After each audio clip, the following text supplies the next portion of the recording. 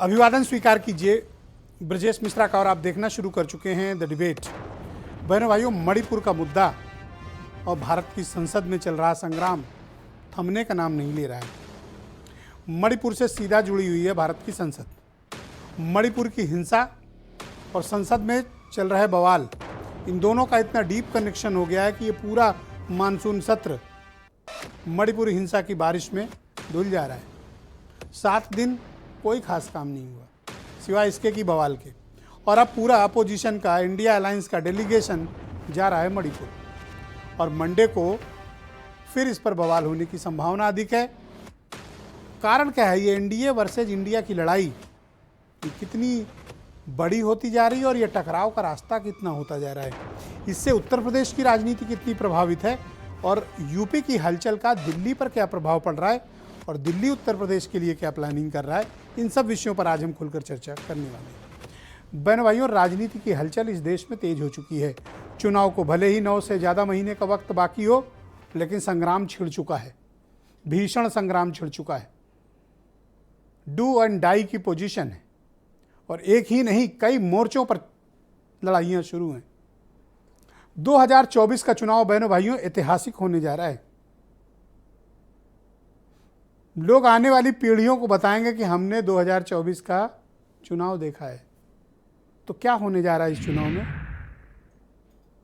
उम्मीदों से परे सभी प्रकार के अस्त्र शस्त्र का इस्तेमाल, सभी प्रकार की रणनीतियों का इस्तेमाल, सभी प्रकार के छल बल दल का प्रयोग हर कोई करेगा,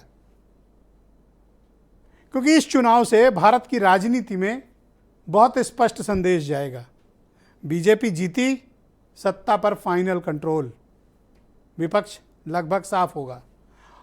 और अगर बीजेपी को हराने में, दिल्ली की गद्दी कब्जा करने में अपोजिशन कामयाब हो गया तो फिर भारतीय जनता पार्टी के लिए बाकी राज्यों में खड़े रहना भी थोड़ा मुश्किल होगा। यानी चैलेंजिंग दोनों के लिए है और कंफर्टेबल दोनों नहीं है। दोनों ये जानते हैं कि वे एकदम किनारे पर खड़े हैं। छोटी सी भी चूक दोनों को बाहर का रास्ता दिखा सकती है और फिर आने वाले वक्त के लिए लंबे समय तक रास्ता बंद कर सकती है। मणिपुर का संग्राम बेहद भीषण है। वहाँ चल रही हिंसा थमने का नाम नहीं ले रही है। मेनलैंड इंडिया में भले ही नॉर्थ ईस्ट की खबरें ज़्यादा ना आ रही हों, लेकिन बहनों भाइयों मणिपुर में हालात ख़राब हैं। वहाँ की सरकार पंगु हो चुकी है। बलवाई, बदमाश, पूरे राज्य को में अराजकता की आग में झोंकने वाले, उन्होंने मणिपुर पर कब्जा कर रखा है। सेना और अर्धसैनिक बल, हमारे जवान वहाँ इन आतताइयों से लड़ रहे हैं, लेकिन वहाँ के दृश्य, वहाँ के वीडियोज़ और घटनाएं बहुत विचलित करती हैं, हैरान करती हैं, परेशान करती हैं। यही कारण है कि भारत की संसद ठप पड़ी हुई है। मंडे को डिसाइड होगा, लेकिन उत्तर प्रदेश में आजकल हलचल कुछ है। क्या है हलचल? आजकल यूपी के नेता दिल्ली के चक्कर बहुत काट रहे हैं। क्या कारण है? संगठन के स्तर पर क्या चल रहा है? और सबसे बड़ी जो बीजेपी की पेंच फंसा हुआ है, ईस्टर्न यूपी का ऑपरेशन करने के बाद वेस्टर्न उत्तर प्रदेश में स्थिति ठीक नहीं लग रही है। इसलिए पश्चिम यूपी के ऑपरेशन की तैयारी है, लेकिन यह ऑपरेशन सफल नहीं हो नहीं पा रहा है। मरीज ऑपरेशन टेबल पे लेटने को तैयार नहीं है, भाग जा रहा है बार बार, कह रहा दूसरे डॉक्टर के यहाँ ज़्यादा ठीक है। तो जो साथ लेकर गए हैं मरीज के, बार बार दिल्ली पहुँचते हैं, कहते हैं नहीं आएगा मरीज, पर मरीज आने को तैयार नहीं। इसलिए पश्चिम उत्तर प्रदेश का ऑपरेशन रुका हुआ है। बीजेपी असमंजस में है, लेकिन 31 तारीख से प्राइम मिनिस्टर पश्चिम यूपी के सांसदों से और यूपी के अन्य सांसदों से भी मुलाकात करने वाले हैं। उम्मीद है कि बीजेपी इसका कोई राजनीतिक समाधान खोजेगी, लेकिन उत्तर प्रदेश में विपक्ष भी दमदार हो गया है। कब से? जब से ये इंडिया अलायंस जुड़ा हुआ है। दरअसल माइनॉरिटीज़ में और एक तबके में ये मैसेज चला गया था कि कांग्रेस लड़ रही है। मेयरल इलेक्शन में माइनॉरिटीज़ के बड़ी संख्या में वोट कहाँ गए? कांग्रेस को।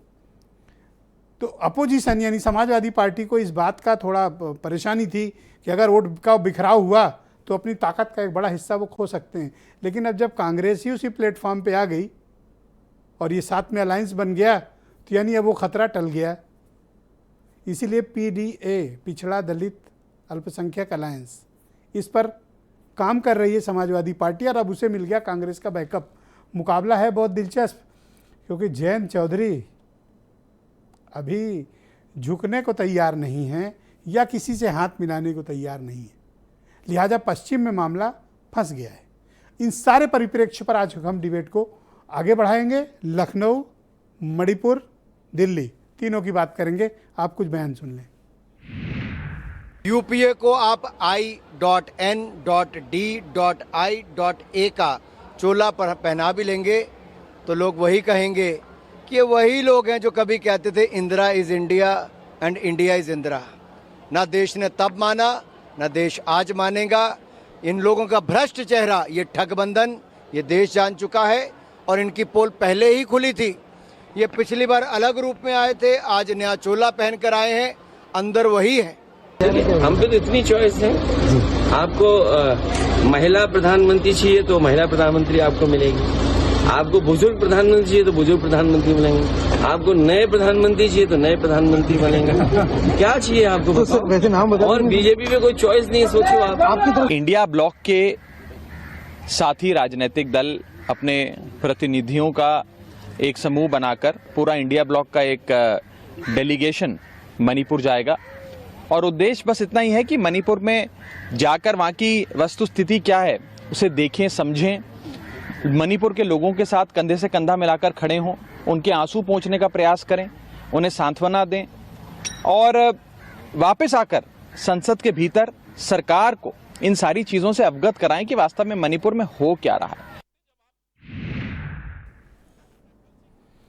बहन भाइयों, परिचर्चा को आगे बढ़ाते हैं। राकेश त्रिपाठी उत्तर प्रदेश में भारतीय जनता पार्टी के प्रवक्ता हैं, दीपक रंजन समाजवादी पार्टी से हैं, सुरेंद्र राजपूत कांग्रेस से हैं, अरुण राजभर एसबीएसपी से हैं, रोहित अग्रवाल राष्ट्रीय लोकदल से हैं, केपी मलिक जाने माने पत्रकार और वीरेंद्र सिंह जी हमारे स्टेट हेड। शुक्रिया और धन्यवाद आप सभी का इस कार्यक्रम में मेरे साथ शिरकत करने के लिए। राकेश त्रिपाठी जी, ये जब से इंडिया अलायंस बना है तब से बीजेपी कुछ बेचैन सी दिख रही है, बार बार इंडिया वर्ड पर अटैक करना और उनको घेरने की कोशिश करना। तो ये इंडिया वर्ड से एतराज़ है या इनके इकट्ठा होने पे एतराज़ है या फिर आपकी कोई और प्रॉब्लम है? और दूसरा सवाल इसी में निहित है, सदन में चर्चा क्यों नहीं करा रहे हैं? देखिए, जैसे सदन चर्चा के लिए होता है और चर्चा जनहित से जुड़े मुद्दों पर होनी चाहिए, चर्चा कानूनों पर होनी चाहिए, चर्चा समग्र देश के विकास को लेकर के होनी चाहिए। हम चर्चा के पक्षधर हैं, हम चर्चा करना चाहते हैं और जिस विषय को लेकर के प्रतिपक्ष चाहता था कि इस विषय पर जवाब देना चाहिए सरकार को, इस विषय पर सरकार को आकर के अपना पक्ष रखना चाहिए, सरकार पक्ष रखने के लिए तैयार है। महिला कल्याण एवं बाल विकास की जो मंत्री हैं स्मृति ईरानी जी, वो इस मसले पर जवाब देने के लिए तैयार हैं, वो जवाब देने के लिए खड़ी हुई, लेकिन प्रतिपक्ष उनको सुनने को तैयार नहीं है। देश के गृह मंत्री जवाब देने के लिए खड़े हुए, देश के गृह मंत्री का जवाब सुनने के लिए तैयार नहीं है। जिद ठान करके बैठ जाना कि हम केवल प्रधानमंत्री के मुंह से सुनेंगे। देखिए, कोई भी व्यवस्था जिद के आधार पर नहीं चलती है और किसी भी राज्य में कानून व्यवस्था अगर बिगड़ी है, कोई कानून व्यवस्था से जुड़ी घटना है, तो उसको लेकर के देश के प्रधानमंत्री से जवाब मांगने की ये नई परिपाटी कौन सी खड़े करने का प्रयास किया जा रहा है? पश्चिम बंगाल में कानून व्यवस्था की इतनी सारी घटनाएं हैं, इन सारी घटनाओं पर भी प्रधानमंत्री को सुनने की इच्छा नहीं है क्या? क्या राजस्थान में जो रेप की इतनी घटनाएं हो रही है जिस पर क्रूर अट्टहास करके कांग्रेस के मंत्री कहते हैं कि यह मर्दों का प्रदेश है, क्या उस पर प्रधानमंत्री का जवाब सुनने की अपेक्षा नहीं है क्या? क्या बिहार में जिस तरह से खुलेआम आज गोली चला करके सरकार के द्वारा, पुलिस के द्वारा निहत्थे लोगों की हत्या की गई है, क्या प्रधानमंत्री सदन में मणिपुर के मुद्दे पर बोलने के लिए तैयार हैं? बिल्कुल बोलेंगे, कभी हम इस बात से पीछे नहीं हट रहे हैं, लेकिन आप अपनी शर्तों पर बुलवाना चाहेंगे कि हम पहले प्रधानमंत्री का जवाब सुनेंगे। क्या प्रधानमंत्री के अलावा पूरी जो फंक्शनरीज है, क्या आपका अगर पहले चर्चा करा लिए होते तो ये नो कॉन्फिडेंस मोशन की शायद नौबत नहीं आती? इसके बाद भी इनका विश्वास वैसे तो प्रधानमंत्री जी पर है, सरकार पर अविश्वास कर रहे हैं, लेकिन प्रधानमंत्री जी पर विश्वास रखते हैं। इसीलिए बार बार कह रहे हैं कि हम प्रधानमंत्री जी के मुंह से सुनना चाहते हैं, हम प्रधानमंत्री जी को सुनना चाहते हैं। मैं बहुत मणिपुर के मुद्दे का आपकी पार्टी की हुकूमत मणिपुर में भी है, दिल्ली में भी आप हैं, इसका समाधान आप देश को क्यों नहीं दे रहे हैं? क्यों वहां पर आग लगी हुई है? क्यों इतना अत्याचार अनाचार चल रहा है? उसको रोका क्यों नहीं जा रहा है? और आपकी पार्टी क्या कर रही है? आपकी तो हुकूमत है वहां पे। देखिए ब्रजेश जी, मणिपुर हो, मिजोरम हो, नागालैंड हो, अरुणाचल हो या सिक्किम हो या असम हो, नॉर्थ ईस्ट के इन 7 सिस्टर्स स्टेट्स में किस प्रकार की भौगोलिक परिस्थितियां हैं, किस प्रकार की सामाजिक परिस्थितियां हैं और किस प्रकार की ऐतिहासिक परिस्थितियां रही हैं, इन सबसे देश अनभिज्ञ नहीं है कि क्यों वहां पर सेना की तैनाती करनी पड़ती रही है, क्यों अफसा जैसे कानून वहां पर लगाए जाते रहे हैं। क्या ये बातें किसी से छुपी हुई हैं कि किस प्रकार से अलगाववादी समूह वहां पर एक्टिव होकर के आतंकी घटनाओं में वहां शामिल हो जाया करते थे। आज पिछले 5 वर्षों में जिस तरह की वहां पर शांति बनी है मणिपुर में भाजपा की सरकार आने के बाद से और केंद्र में नरेंद्र मोदी जी के प्रयासों के बाद से, आज पूरे नॉर्थ ईस्ट को विकास की योजनाओं से जोड़ने का जो प्रयास किया है, क्या कर डाला आपने मणिपुर में आधार पर एक वहां इतनी बड़ी निर्णय के हिंसा आधार फैल पर वहां गई पर दो समुदायों के और बीच आप में कह रहे हैं कि इतिहास में देखिए ऐसा क्या कर डाला आपने वहां पे? नहीं, देखिए ब्रजेश जी, मैंने इसलिए कहा ना कि किसी भी घटना की जब आप समीक्षा कर रहे हैं ना तो उसकी पृष्ठभूमि के साथ समीक्षा करनी होगी। आखिरकार वो बंगाल जो सबसे बुद्धिजीवी राज्य माना जाता था, वो बंगाल क्यों हिंसा का लगातार शिकार है? ये सवाल क्यों नहीं पूछा जा रहा है? बंगाल में जिस हिंसा के खिलाफ ममता बनर्जी खड़ी हुई थी, आपसे अगर हिंसा को प्रायोजित राज्य कर रहा है, इस पर मणिपुर के मसले पर अगर सवाल किया जाएगा, मणिपुर 3 महीने से जल रहा है, लगभग वहाँ सरकार नाम की कोई चीज़ है नहीं इम्फाल में छोड़ के, तो क्या उसकी तुलना पश्चिम बंगाल राजस्थान से की जाएगी? क्या वहाँ की और यहाँ की परिस्थितियाँ एक जैसी हैं? नहीं, देखिए ब्रजेश जी, हम मणिपुर के सवाल से पीछे नहीं हट रहे हैं। मणिपुर की घटना को लेकर के प्रधानमंत्री जी ने स्वयं संसद में जाने से पहले स्पष्ट तौर पर अपनी वेदना, अपना आक्रोश प्रकट करने का काम किया था। मणिपुर की घटना को लेकर के जो आवश्यक कार्रवाई करनी चाहिए राज्य की सरकार लगातार कर रही है और अब फिलहाल शांति बहाली की दिशा में मणिपुर बहुत तेज गति से आगे बढ़ा है। पॉलिटिकल है और उत्तर प्रदेश से संबंधित है। ये आजकल मैं देख रहा हूँ लखनऊ के जो दिग्गज नेता हैं ये दिल्ली का चक्कर काट रहे हैं, सब ठीक तो है? भारतीय जनता पार्टी किसी भी कार्यक्रम की प्री प्लानिंग और डिटेल प्लानिंग में विश्वास रखती है। भारतीय जनता पार्टी ने अपने लोकसभा चुनाव के प्रचार के लिए अपना अभियान पहले से ही प्रारंभ कर दिया है। उसकी अलग अलग बैठकें कभी दिल्ली में और कभी लखनऊ में, और लखनऊ के साथ साथ हर जिला मुख्यालय बूथ स्तर तक के कार्यक्रमों की योजना बना करके भारतीय जनता पार्टी काम कर रही है। और इस निमित्त पार्टी के वरिष्ठ नेताओं का मार्गदर्शन लेना, राज्य स्तरीय नेता अलग अलग समय पर अचानक से कोई ज्यादा मार्गदर्शन नहीं हो रहा है, दिल्ली से लखनऊ अचानक से मार्गदर्शन प्रक्रिया थोड़ी तेज नहीं हो गई है? नहीं, भारतीय जनता पार्टी परस्पर परामर्श करके, आपस में संवाद करके, सामूहिकता के आधार पर निर्णय करती है और इसलिए पार्टी में आपस परामर्श की प्रक्रिया हमेशा चलती रही है। रोहित एक दिन किसी चैनल पे कह रहे थे, रोहित अग्रवाल, कि मरीज ऑपरेशन टेबल पे लेटने को तैयार नहीं है, आप कैसे करिएगा फिर? देखिए, हम तो चाहते हैं कि सबका मर्ज ठीक हो, हम चाहते हैं कि सब स्वस्थ हो, सब आगे बढ़े और सब विकास की धारा में साथ जुड़े। या आपसे ऑपरेशन नहीं चाहते हैं तो क्या जबरदस्ती करोगे? नहीं, हम डॉक्टर हैं। एक सेकंड बीच में ना बोलो, पहला राउंड चाहते हैं कि कोई भी अस्वस्थ न रहे। कहीं किसी के ऑपरेशन की आवश्यकता है तो उसको ऑपरेशन करा करके उसको स्वस्थ करना चाहिए। जबरदस्ती करोगे किसी के साथ? कर रहे हैं, आपके टेबल पे ऑपरेशन की लेटने को तैयार नहीं है, आप जबरन पेट फाड़ोगे? नहीं, देखिए, हो सकता है कि लोगों को पहले डर रहता हो कि उंगाही ज्यादा हो जाए करती है इस अस्पताल में, लेकिन भारतीय जनता पार्टी की सरकार आने के बाद 5 लाख रुपए का आयुष्मान कार्ड बना करके हमने निःशुल्क इलाज करना प्रारंभ किया है। सबको स्वस्थ करना हमारी जिम्मेदारी है। हर जिले में मेडिकल कॉलेज आज उत्तर प्रदेश में हमने खोला है। मतलब देश भर में स्वास्थ्य सेवाओं का बहुत हमने उच्चीकरण करने का काम किया। ये लेट जाए आपकी ऑपरेशन टेबल पे, मतलब कोई दिक्कत नहीं है। जो भी बीमार होगा हम उसका इलाज करेंगे। ओके, सुरेंद्र राजपूत, बीमारी को दूर करना चाहते हैं। बहुत शुक्रिया, बीमारी नहीं रहनी चाहिए, हमारे साथ बने रहिएगा। सुरेंद्र राजपूत जी, मणिपुर पर सवाल कर तो कहेंगे पश्चिम बंगाल पर जवाब दीजिए, राजस्थान पर दीजिए, परिस्थितियों पर जवाब नहीं। मैं ये पूछ रहा हूँ कि अपोजिशन का भी काम है, सत्ता पक्ष का तो काम है सदन चलाना, स्थितियों को बहाल करना, लेकिन इस मामले पर कोई रास्ता निकालने के बजाय विपक्ष भी टकराव के रास्ते पर है, ऐसा क्यों? ब्रजेश भाई, आपको कम से कम ये नहीं कहना चाहिए। विपक्ष का तो सहयोगात्मक रवैया है।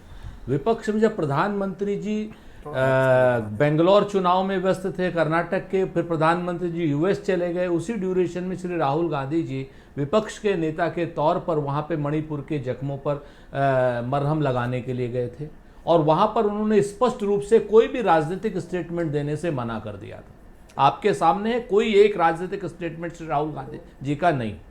तो अगर विपक्ष ये चाहता है कि राज्यसभा में नियम 267 के तहत चर्चा हो, तो भारतीय जनता पार्टी के नख से लेकर शिख तक के सारे प्रवक्ता, सारे मंत्री इतना झूठ बोल रहे हैं। कह रहे हैं साहब वो स्मृति ईरानी जवाब देना चाहती थी, वो गृह मंत्री जवाब देना चाहते थे। अरे जब चर्चा ही नहीं हुई तो जवाब किस बात का देंगे ये लोग? झूठ बोलते हैं, सदन के अंदर भी झूठ बोलते हैं, सदन के बाहर भी झूठ बोलते हैं। भारतीय जनता पार्टी ये कह रही थी कि हम 176 के तहत चर्चा करेंगे, जिसमें समय निर्धारित होता है 2 से ढाई घंटे का। पूरी राज्यसभा 2 से ढाई घंटे में कैसे बोल लेगी? हम चाहते थे 267 में चर्चा हो, लेकिन उसके बाद नहीं माने तो हमें नो कॉन्फिडेंस मोशन लेकर के आए। अब तो नो कॉन्फिडेंस आ ही गया, मास्टर तो शॉट तो लगाया है आपको वही बात कह रहा हूं। और तीसरी बात आप बताइए मुझे ब्रजेश जी कि मिलिंडा आ जाती है, क्या नाम उसका, मिलिनिया, वो उसकी बिल गेट्स की लड़की, प्रधानमंत्री जी का ट्वीट। ब्राजील के खिलाड़ी का नाखून टूट जाता है, प्रधानमंत्री जी का ट्वीट। फलाने क्रिकेटर का को जुकाम हो जाता है, प्रधानमंत्री जी का ट्वीट। फलाने अभिनेता का कुछ हो जाता है, प्रधानमंत्री जी का ट्वीट। पर क्या नाम, किसी फिल्म का इनॉग्रेशन होता है, प्रधानमंत्री जी का ट्वीट। और मणिपुर पर मौन? क्या मणिपुर में जो महिलाएं नग्न की गई हैं एक समुदाय विशेष के द्वारा, एक क्या नाम जो नरसंहार हुआ है, एक क्या नाम जिसको आप कह सकते हैं, आपने प्राइम मिनिस्टर का स्टेटमेंट नहीं सुना? दुख, क्रोध जी, आक्रोश प्रकट किया उन्होंने। क्या इतना पर्याप्त नहीं है? 36 सेकंड एक आक्रोश प्रकट करने वाला प्रधानमंत्री जीवन में हमने पहली बार देखा है। 36 सेकंड का, जिस प्रधानमंत्री को वहां जाकर के कैंप कर देना चाहिए था कि बेटियों तुम्हारे हम घाव पे मरहम लगाने आए हैं। पूरी दुनिया थू थू कर रही है, भारत का सर शर्म से नीचा हो रहा है, बाहरी ताकतें हस्तक्षेप कर रही। तो क्या ऐसे मुद्दे पर सदन में सदन के नेता को नहीं खड़ा होना चाहिए? सदन का नेता और पूरी सदन एक स्वर में कहे कि हम मणिपुर के साथ में हैं। हम और क्या चाहते हैं? हम तो सिर्फ ये चाहते हैं कि सदन के नेता के साथ पूरा सदन एक स्वर में खड़ा हो और कहे हम मणिपुर की बेटियों के साथ में हैं, मणिपुर के उग्रवाद के खिलाफ में हैं, मणिपुर की एथनिक क्लिंजिंग के खिलाफ में हैं। हम भारतीय जनता पार्टी वाले तुरंत कहें कि हम बीरेन्द्र सिंह को बर्खास्त कर रहे हैं। मोशन को हैंडल करने के लिए तैयार हैं आप लोग? नंबर है नहीं? आप देखिए, नंबर नहीं, एक चीज जान लीजिए, ये तो अब जंग है। यहां पर यह पता चलेगा कि लोकतंत्र और संविधान और जनता के पक्ष में कौन है और कौन नरेंद्र मोदी जी की चाटुकारिता के पक्ष में है। भारतीय जनता पार्टी की लोकतांत्रिक ताकतों से भी हमें अपेक्षा है कि वो सच बोलेंगी। वो ये बोलेंगे जरूर कि हम बेटियों के साथ में हैं। क्यों नहीं कहेंगे? अब आपने सर अभी थोड़ी सी आपने राजस्थान, 30 सेकंड बचे हैं सर। राजस्थान, बंगाल और छत्तीसगढ़ की थेथराई करते हैं ये लोग। हम कहते हैं भाई इन पर भी चर्चा कीजिए, कहां हम मना कर रहे हैं? आप सदन में हैं, सदन में इन पे भी चर्चा कीजिए।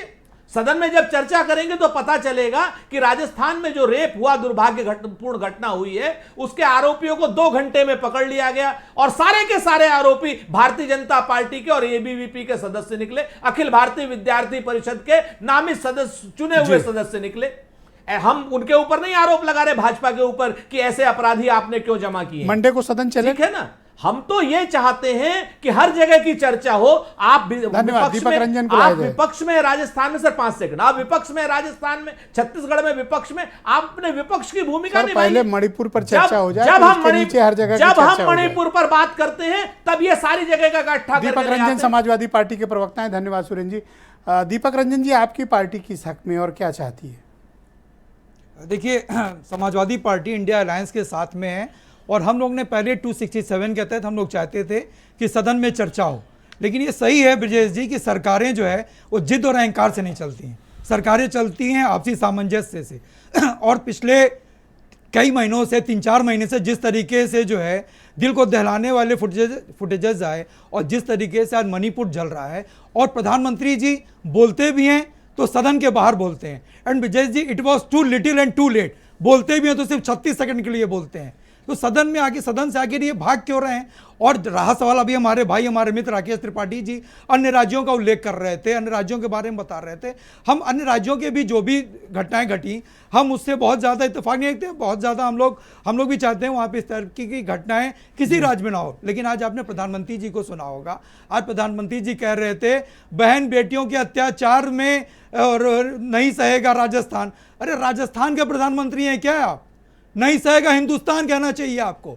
हिंदुस्तान आपका, आप हिंदुस्तान के प्रधानमंत्री हैं, जवाबदेही आपकी है। आपके पार्टी के राष्ट्रीय अध्यक्ष ने आज अजमेर में कहा कि हमारे पास महिला भी प्रधानमंत्री हैं, युवा भी हैं, बच्चे भी, मतलब अरे कोई पैकेज है क्या प्रधानमंत्री का कि नहीं मतलब तरह तरह के हमारे पास ब्रजेश जी उन्होंने क्या गलत कहा? जिस तरीके का सवाल उनसे पूछा गया उस तरीके का उन्होंने जवाब दिया। मतलब ये तंज था या वाकई में पैकेज में प्राइम मिनिस्टर है? नहीं, कोई पैकेज नहीं है। Prime ministerial candidate. देखिए पार्लियामेंट्री बोर्ड जो सा चाहिए ले लो। पहले संसद चुने जाते हैं, सांसद की संख्या होती है, उसके बाद पार्लियामेंट्री बोर्ड की बैठक होती है, उसमें जो है प्रधानमंत्री का चयन होता है। और अगर कोई सवाल इस तरीके का पूछता है तो सही है कि हमारे पास जितने भी इंडिया अलायंस के घटक दल के जो चेहरे हैं वो एक चेहरा आदरणीय नरेंद्र मोदी जी से बेहतर है, नरेंद्र मोदी जी से अच्छा है। और ब्रजेश जी कल जो इंडिया अलायंस जा रहा है मणिपुर, आज मणिपुर वालों को जो है हीलिंग टच की जरूरत है। और ये हम नहीं बोल रहे हैं, ये इनके खुद के जो विधायक हैं वाल्टे जी, जो आज पिछले दीपक रंजन जी कई महीने से जो है दिल्ली में रोहित अग्रवाल, भारतीय जनता पार्टी के इंसानों का रोहित अग्रवाल राष्ट्रीय लोकदल के प्रवक्ता हैं। रोहित शुक्रिया आपका। सुना जयंत चौधरी भी जाना चाहते हैं मणिपुर? नहीं, बिल्कुल जाएंगे ब्रजेश जी। अच्छा जाएंगे, कल जा रहे हैं। कल माननीय जयंत चौधरी जी मणिपुर जा रहे हैं और अपने देशवासियों का दर्द बांटने जा रहे हैं। और हम उम्मीद करते हैं कि सरकार उनके आगे रोड़ा बन के नहीं खड़ी होगी, उनको उन कैंपों में जाने देगी जहां पे अत्याचार हुए लोगों को रखा गया है, उनको उन एरिया में जाने देगी जो सेंसिटिव एरिया है, जहां पे वो बात कर सके समुदाय से और वहां पे शांति की अपील कर सकें। अरे ऐसे थोड़ी कहीं भी चले जाओगे। नहीं ब्रिजेश जी, हम तो उम्मीद करते हैं कि सरकार हमारे रास्ते में रोड़ा नहीं बनेगी। यहां तो प्रधानमंत्री जी को जाना चाहिए था, और जब प्रधानमंत्री जी अपनी जिम्मेदारी नहीं पूरी कर रहे हैं तो फिर विपक्ष अपनी जिम्मेदारी पूरी कर रहा है। माननीय जयंत चौधरी जी स्वयं जा रहे हैं मणिपुर कल सुबह, और वो 2 दिन वहां मणिपुर में रहेंगे। और हमारी पूरी कोशिश है इसके अंदर कि हम जो वहां का दर्द है उसको कम करने की जो संभव कोशिश होगी वो हम प्रयास करेंगे। ब्रिजेश जी, आज स्थिति बहुत गंभीर हो चुकी है। आज देश के अंदर स्थिति ये हो चुकी है कि राकेश त्रिपाठी कह रहे हैं प्रधानमंत्री से सवाल पूछ रहे हैं। अरे भाई, हमारा प्राइम मिनिस्टर है, विपक्ष को जवाब नहीं चाहिए, 140 करोड़ देशवासियों को जवाब चाहिए कि मणिपुर क्यों जल रहा है।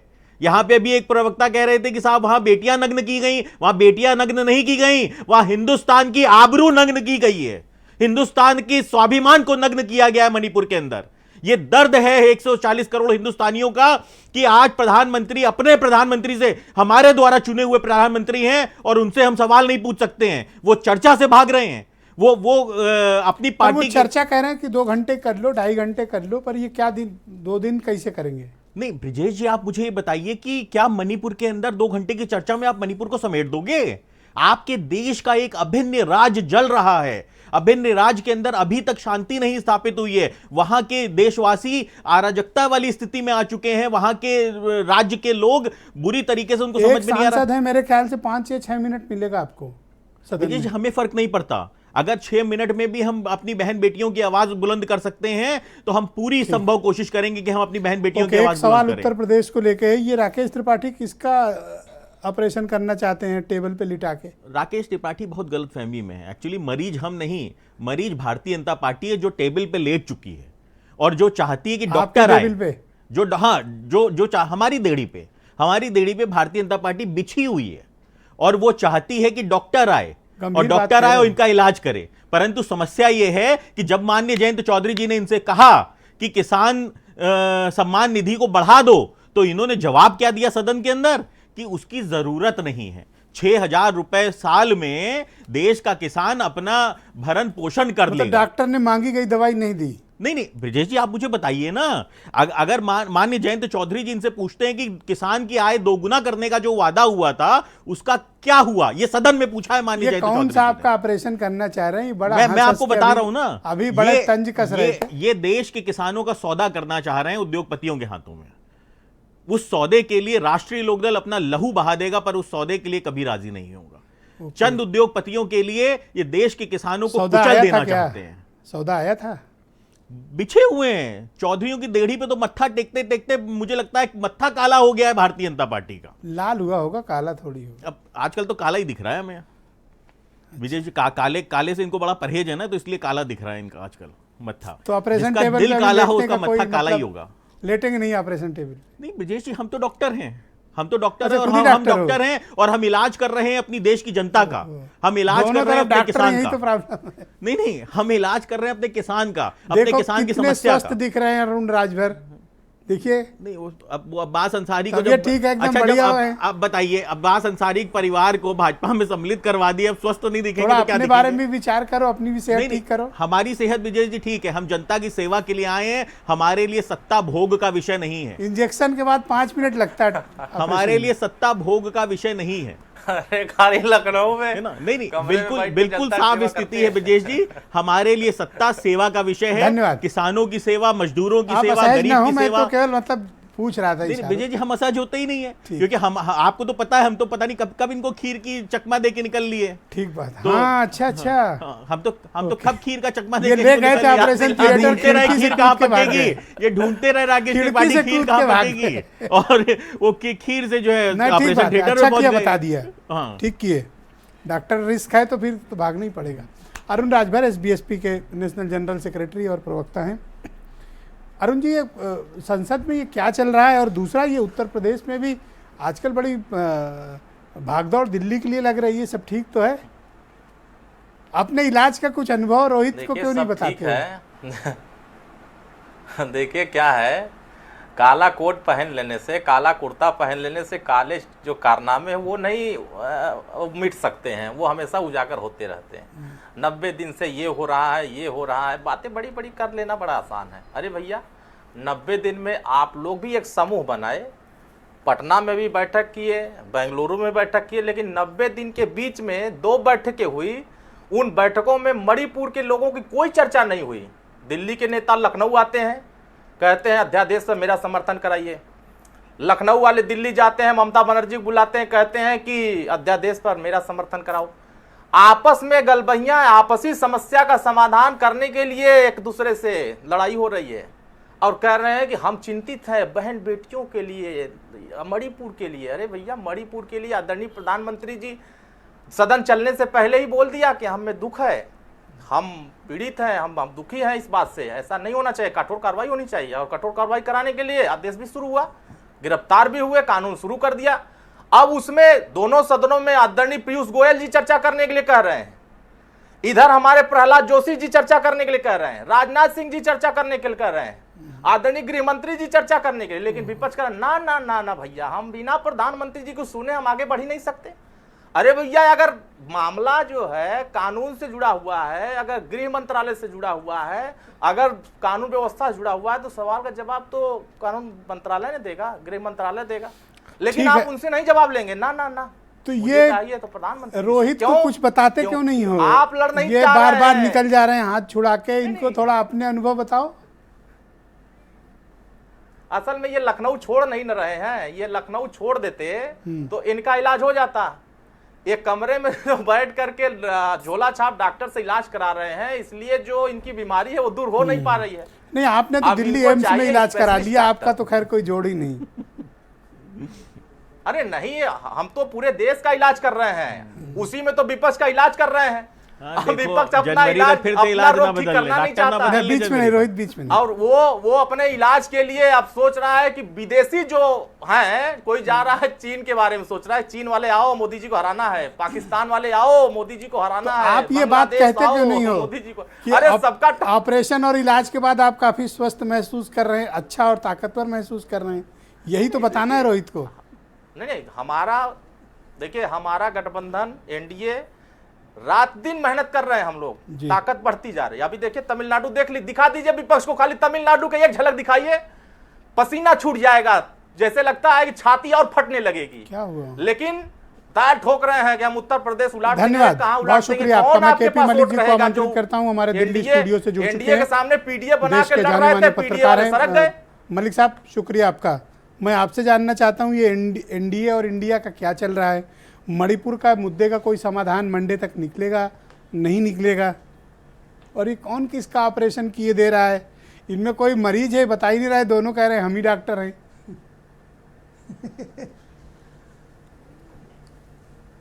देखिए ब्रजेश जी, अगर आप संसद में देखें तो संसद में प्योर सियासत हो रही है, और इसमें कोई दो राय नहीं है कि मणिपुर के रूप में विपक्ष को भी एक बहुत अच्छा मजबूत मुद्दा हाथ लग गया है, और विपक्ष भी उस मुद्दे को भुनाना चाहता है, और काफ़ी हद तक विपक्ष इस मुद्दे को भुना रहा है।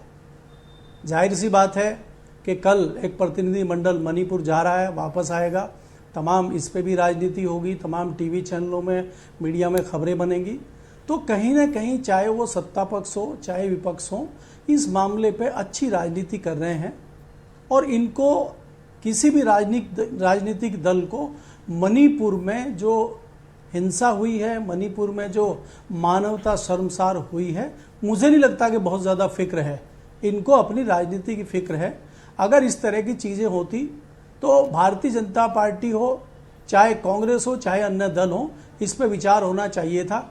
प्रधानमंत्री का भाषण भी आपने सुना, पार्लियामेंट शुरू होने से पहले दिन उन्होंने जो है मणिपुर को राजस्थान और छत्तीसगढ़ से जोड़ दिया।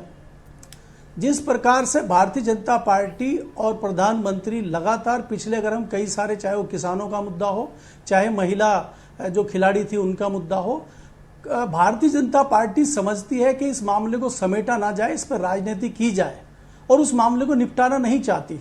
उसी एंगल में भारतीय जनता पार्टी मणिपुर को देख रही है और मुझे लगता है भारतीय जनता पार्टी बहुत बड़ी भूल कर रही है।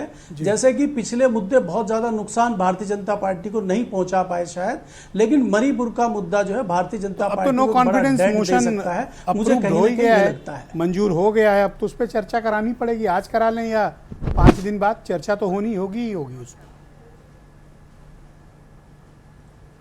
देखिए, इस पर चर्चा होगी और चर्चा होने के बाद में इस मुद्दे पे बहस भी होगी, सारी चीजें होंगी।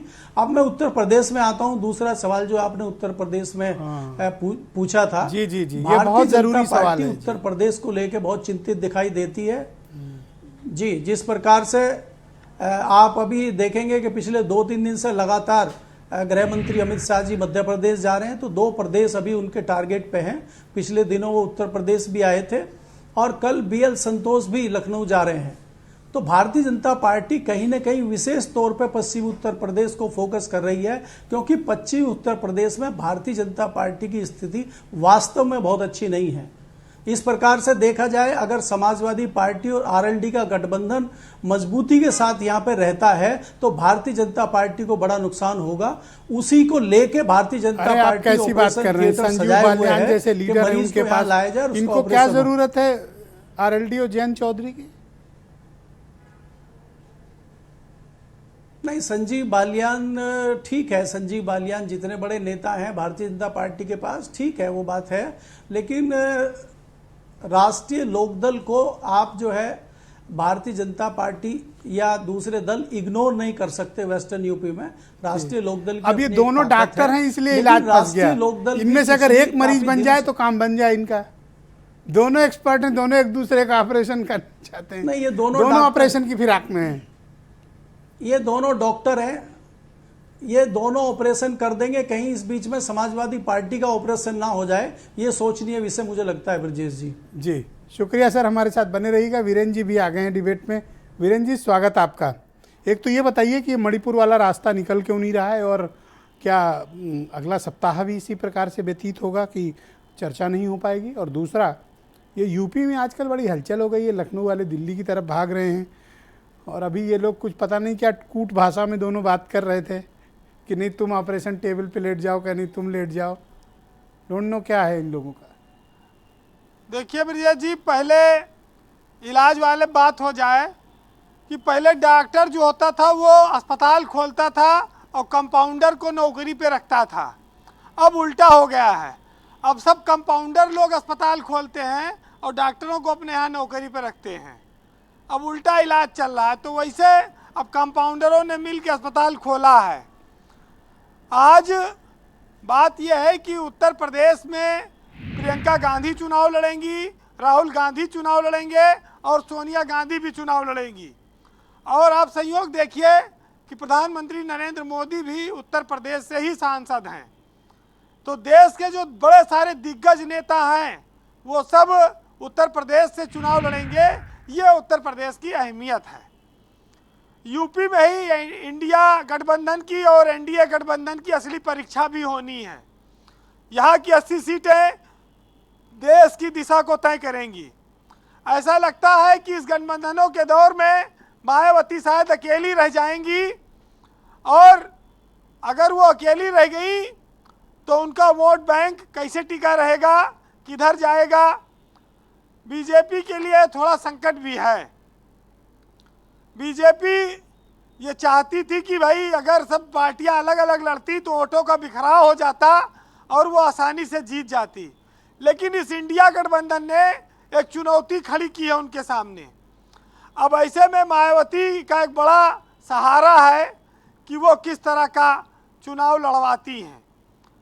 हालांकि मायावती अगर इंडिया के गठबंधन में नहीं जा रही हैं तो फिर वो एनडीए में भी नहीं जा सकती, क्योंकि वहाँ जाने पर उनको मुसलमान वोट मिलेगा नहीं, उनको एक खतरा है, तो उनको फिर अकेले ही लड़ना पड़ेगा।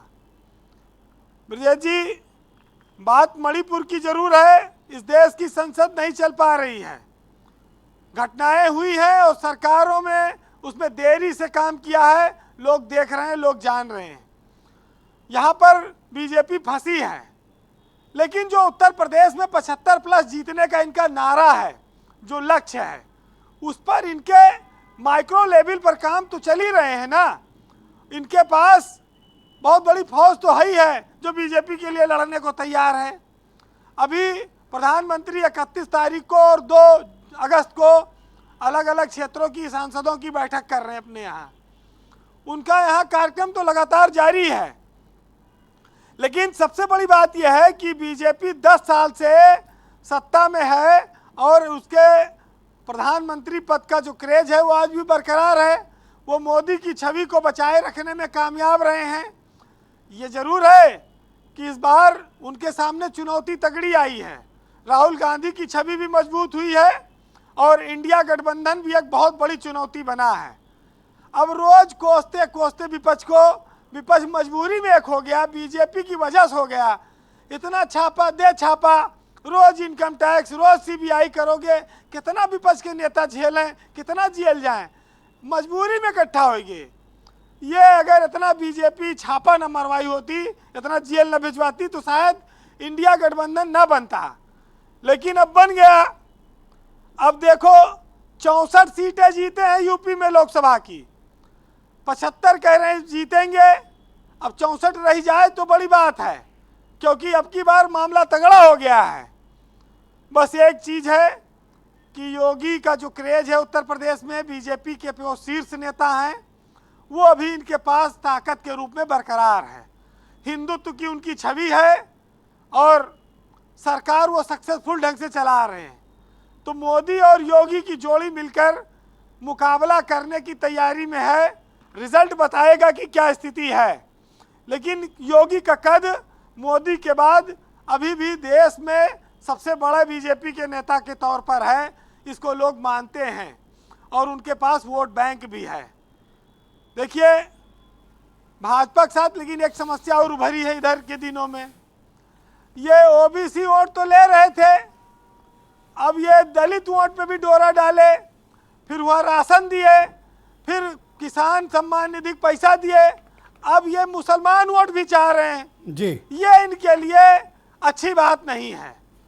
ज़्यादा मुसलमान वोट पाने के चक्कर में हिंदू वोट खो सकते हैं और ये बात इनको सोचनी होगी। अरे कैंसिल कर दिए, वो पसमानदा रैली कैंसिल कर दी है, मतलब कोई ऐसी बात नहीं।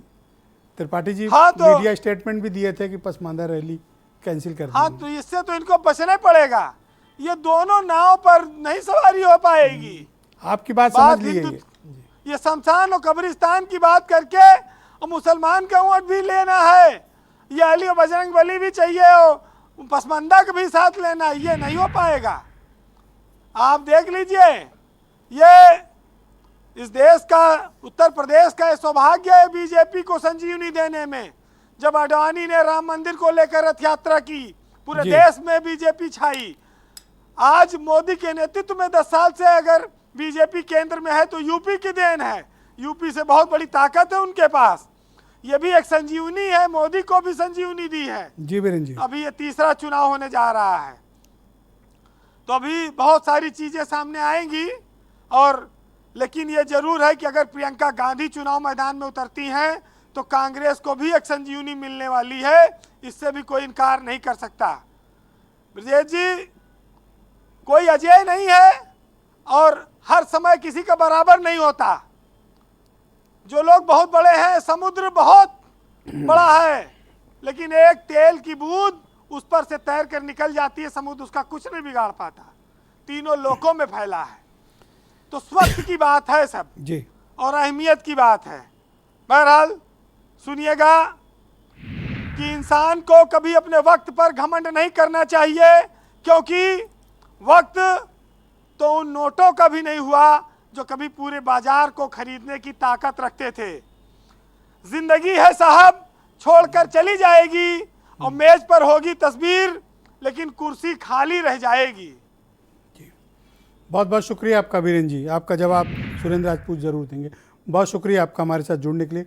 बहन भाइयों, इस परिचर्चा को आगे बढ़ाते हैं। उत्तर प्रदेश में भारतीय जनता पार्टी के प्रवक्ता राकेश त्रिपाठी मेरे साथ मौजूद हैं। राकेश जी, एक तरफ आप कहते हैं कि आप विपक्ष या उनके अलायंस को बहुत सीरियसली नहीं लेते हैं, लेकिन जब से ये इंडिया अलायंस बना है और जब से सदन में इन्होंने आपको घेरा है, वो आपका गुस्सा और बेचैनी दिख रही है। ऐसा क्यों हो रहा है आपके साथ? इतना गुस्सा और बेचैनी पहले नहीं रहती थी। देखिए ब्रजेश जी, एक तो पहले उत्तर प्रदेश के संदर्भ में कह दूं कि उत्तर प्रदेश में यूपी का सबसे बड़ा जो गठबंधन है वो 2019 के लोकसभा चुनाव में समाजवादी पार्टी और बहुजन समाज पार्टी ने मिलकर के किया था। इनके गठबंधन के बावजूद भारतीय जनता पार्टी के एनडीए ने 64 सीटें उत्तर प्रदेश में जीत करके दिखा दिया कि इस गठबंधन का बड़ा प्रभाव नहीं पड़ने वाला। गठबंधन में चुनाव तो समाजवादी पार्टी ने कांग्रेस के साथ भी लड़ा है और आरएलडी को साथ में लेकर के, अभी केपी मलिक साहब कह रहे थे कि आरएलडी को इग्नोर नहीं कर सकते, आरएलडी और सपा का कॉम्बिनेशन बड़ा डेडली कॉम्बिनेशन बन जाता है। अरे अभी 2022 का अभी तो चुनाव हारे हैं ना। पूरे पश्चिमी उत्तर प्रदेश में क्या गति हुई है? क्या केपी मलिक साहब इस निर्णय से भी अनभिज्ञ है क्या कि अभी 2022 में क्या हुआ है पश्चिमी उत्तर प्रदेश में? भारतीय जनता पार्टी किसी प्रकार के गठबंधन से कहीं घबराहट में नहीं है। आज रामेश्वरम की तस्वीर दिखा रही है कि भारतीय जनता पार्टी दक्षिण भारत में कितनी मजबूत अवस्था में दिखाई पड़ रही है। आज पूर्व से लेकर पश्चिम तक, उत्तर से लेकर दक्षिण तक भारतीय जनता पार्टी ने अपना विस्तार किया है और अपने गठबंधन के सहयोगियों को भी साथ बढ़ाया है। और इसलिए हम पूरे विश्वास के साथ कह रहे हैं कि भारतीय जनता पार्टी पिछली बार अकेले दम पर 300 सीट लेकर के आई थी। इस बार भारतीय जनता पार्टी अपने गठबंधन के साथ 400 सीटों की तरफ आगे बढ़ रही है। अच्छा, और हमें यूपी में तो देखिए आप राजभर जी को लाए, घबराए हुए तो लोग तो 80 ये है कुछ प्रॉब्लम रही होगी, इसलिए राजभर जी आए होंगे। ये रोहित कुछ इनका कैसे, मतलब इनका क्या किया जाए? मैं तो रोहित अग्रवाल के अहंकार को देख करके बड़े आश्चर्य में था। हालात ये थे कि तो चौधरी साहब रहे नहीं, चौधरी अजीत सिंह जी, कि चौधरी अजीत सिंह जी और जयंत चौधरी दोनों अपनी अपनी सीटें, अपना गढ़ जिनको कहा करते थे, दोनों अभी 2019 के लोकसभा चुनाव में हारे हैं। रस्सी जल गई पर बल नहीं गया। अरे कब तक इतनी अहंकार में रहेंगे? बता रहे हमारी देहरी पर जनता के लिए सवाल पूछना आपको अहंकार लगता है? मैं समय दूंगा तब जवाब से मुगालते से बाहर निकल आएंगे ना, तो शायद चौधरी चरण सिंह जी की महान विरासत का दावा करते हैं उसकी कुछ राकेश त्रिपाठी जी, आप इनको साफ साफ मना क्यों नहीं कर देते हो? बात ही खत्म हो जाए ना।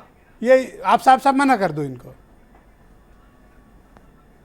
नहीं, देखिए ब्रजेश जी, मैं तो बार बार कह रहा हूं और फिर कह रहा हूं, आपकी डिबेट पे पहले भी कहा है और आगे भी कहूंगा, देश के उत्थान के लिए, देश की बेहतरी के लिए, उत्तर प्रदेश की बेहतरी के लिए जो भी हमारे साथ चलना चाहता है उसके लिए हमारे दरवाजे खुले। ये मत्था जो कह रहे हैं वो भारतीय जनता पार्टी सबको साथ लेकर चलती है, किसी को मत्था नहीं पटका जा रहा है।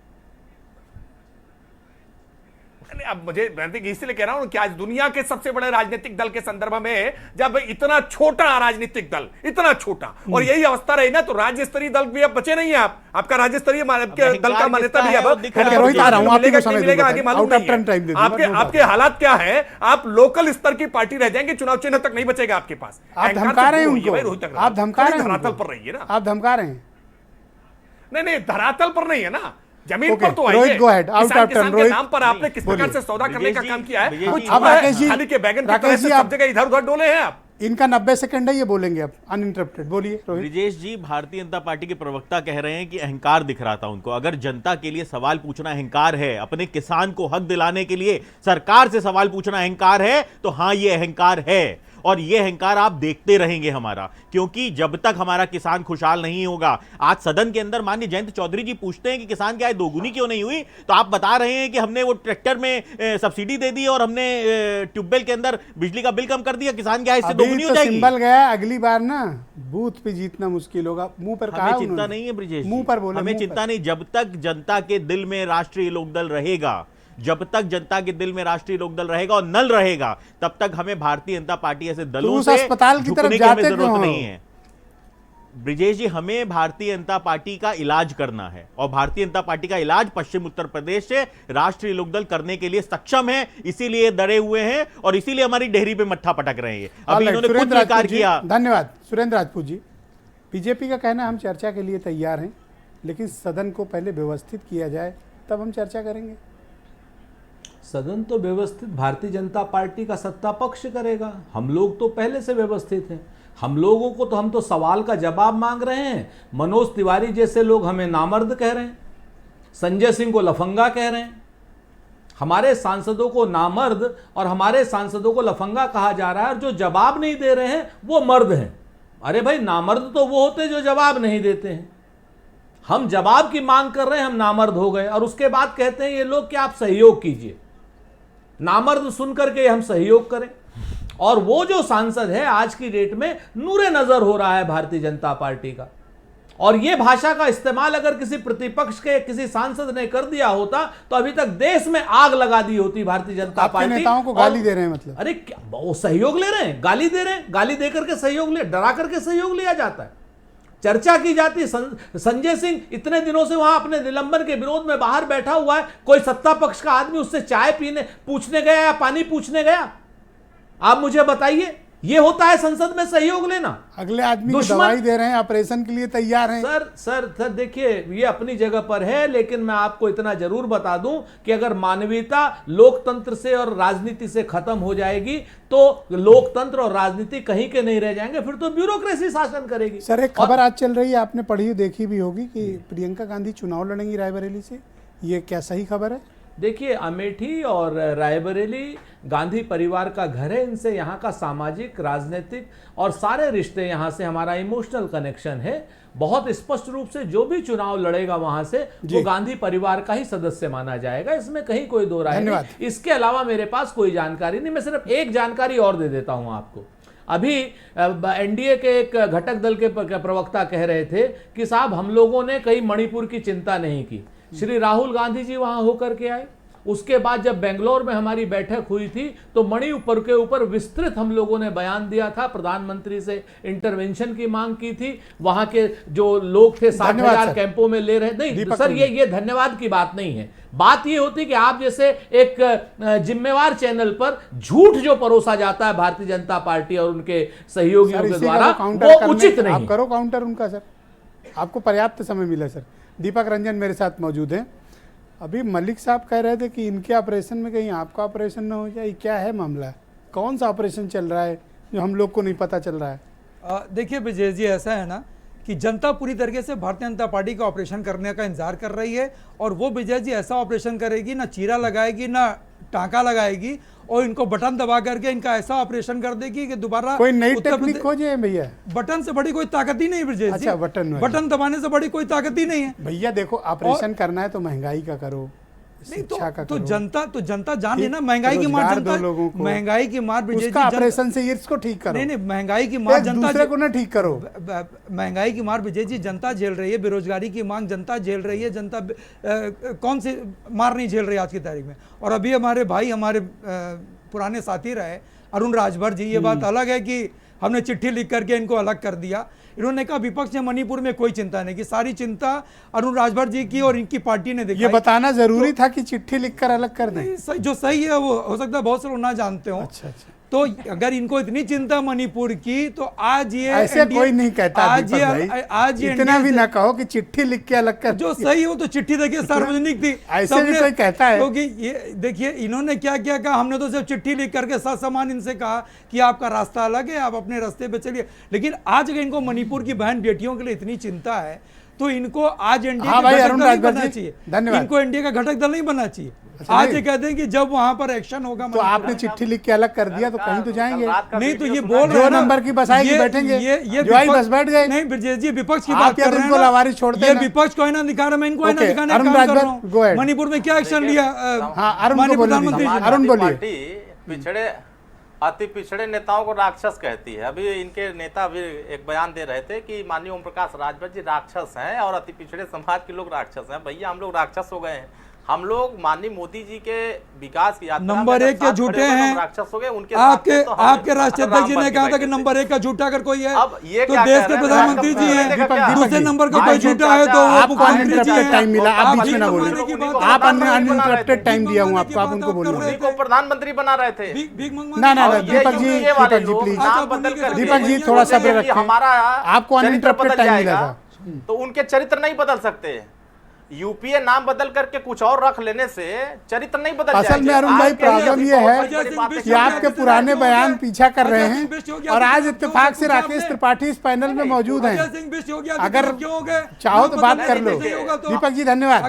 दीपक जी बीच में, भारतीय समाज पार्टी दीपक जी सकारात्मक राजनीति पर भरोसा कर रही है। हम प्रोग्रेसिव राजनीति की बात कर रहे हैं और ये जितने विपक्षी नेता हैं ये नकारात्मक बात कर रहे हैं। अच्छा अरुण, भैया देश की जनता नकारात्मक बात सुनते सुनते आपकी थक चुकी है। अरुण, राकेश त्रिपाठी से कोई कुछ कहना तो नहीं है? नहीं, मैं ये कह रहा हूँ अरे हमारे आदरणीय त्रिपाठी जी बड़े भाई हैं और हम लोग मिल करके एकदम आगे बढ़ रहे हैं। देखिए छाती फट रही है, जान में जान आई, वो तो नहीं चाहते हैं कि दलित, आदिवासी, मुसलमान, गरीब एकजुट हो। धन्यवाद। और अभी बात बड़ी बड़ी कर रहे हैं, पीडीए बना के बाजा बजा रहे थे। धन्यवाद। को तो बचा नहीं पाए। अरे जाने दो, क्यों वो बयान दीपक रहने दो, इसलिए आपस में बात हो गई ना उनकी, कुछ दिन और दाखिल खारिज हो गया मामला, खत्म। दाखिल दफ्तर है वो मामला, ना कोई नहीं बोलेगा वो बात, जनता में कोई नहीं बोलेगा, तो उनका आपस में बात हो गई ना, वो बात याद नहीं दिलाई जाएगी। उसके बाद भी आप कर रहे हो केपी मलिक जी को लाया जाए स्क्रीन पे। मलिक साहब धन्यवाद, धन्यवाद, बहुत बहुत शुक्रिया। मलिक साहब क्या तो कह रहे हैं त्रिपाठी जी, कह रहे हैं थोड़ा सा आप ही नहीं समझ पा रहे हैं यूपी की राजनीति। नहीं, खैर ये बिल्कुल सही कह रहे हैं। मैं कम समझता हूँ यूपी की राजनीति को, त्रिपाठी ज़्यादा समझते हैं। त्रिपाठी जी को याद होना चाहिए कि इनको जो मेन नेता उत्तर प्रदेश से थे, गन्ना मंत्री सुरेश राणा जी और दूसरे जो अपने थे संगीत सोम जी, इस तरह के जो कद्दावर नेता और बड़े भारी भरकम नेता थे, इनके सब धराशायी हो गए। मुजफ्फरनगर में संजीव बालियान की अधिकतर विधानसभा थी, वो चुनाव हार गए, उसमें चाहे खतौली हो चाहे बुढ़ाना हो। इसके अलावा शामली हार गए। और देखिए दूसरा क्या है कि अभी जिस प्रकार से ये मणिपुर की घटना हुई है, इससे देश में एक दूसरी चर्चा चल रही है। आज हमें ये भी देखना होगा कि भारतीय जनता पार्टी का जो चेहरा 10 साल पहले मोदी जी का था, या भारतीय जनता पार्टी को जिस नज़रिए से 10 साल पहले लोग देख रहे थे, वो नज़रिए में थोड़ा बदलाव आया है। दूसरा मेरा जो समाजवादी पार्टी के लिए मैंने कहा था, कहीं ना कहीं मुस्लिम समाज भी एक मजबूत राजनीतिक दल को देख रहा है और उसमें मुझे कहीं ना कहीं फायदा कांग्रेस को होता हुआ दिखाई दे रहा है। अगर समाजवादी पार्टी कहीं भी ढीली पड़ती है तो वो जो अगला हफ्ता इन लोगों के लिए कठिन है, क्योंकि अगले हफ्ते चर्चा तो सदन में करानी ही पड़ेगी। अच्छा देखिए, मैं इसीलिए आपको कह रहा हूं कि सदन में जब चर्चा होगी उसमें तथ्य उभर के आएंगे, तो देश जो है बड़ी बारीकी से आज चीज़ों को देख रहा है। मैंने कहा भारतीय जनता पार्टी और प्रधानमंत्री जी कहीं ना कहीं कई सारी चीज़ों पे लापरवाही कर रहे हैं। मैंने पीछे उदाहरण दिया, बार बार नहीं दोहराना चाहता, लेकिन इन सब में मणिपुर की जो घटना है उससे कहीं ना कहीं मानवता शर्मसार है, जिसका सीधा सीधा नुकसान भारतीय जनता पार्टी को उठाना पड़ेगा। बहुत बहुत शुक्रिया। मैं आप सभी अतिथियों का बहुत धन्यवाद प्रकट करता हूँ कि आप सब ने अपना अपना कीमती वक्त आज की परिचर्चा के लिए निकाला। और बहनों भाइयों, आप सबका भी धन्यवाद इस कार्यक्रम को देखने के लिए। नमस्कार।